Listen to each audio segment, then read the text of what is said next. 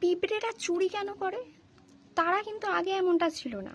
মানুষের মতোই তারা ব্যবহার করত, মানুষের মতোই তারা চাষবাস করত এবং সৎভাবে জীবনযাপন করত।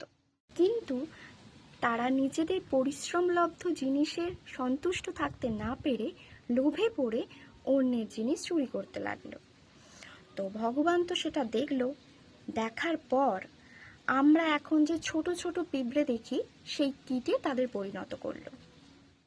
পিঁপড়ের দেহ তো পরিবর্তন হয়ে গেল, কিন্তু স্বভাব ঠিক সেই আগের মতো এদিক ওদিক ঘুরে ঘুরে অন্যের শ্রমলব্ধ জিনিস, গমের দানা, গুড়, চিনি চুরি করে ঘরে নিয়ে যায়। গল্পটার আসল অর্থ এটাই যে শাস্তি পেলেও স্বভাব কখনো বদলায় না। মানুষের আসল চরিত্র বা আসল স্বভাব কখনো বদলায় না। কিছুদিনের জন্য পরিবর্তন দেখা দিলেও আসল স্বভাব কিন্তু বদলায় না।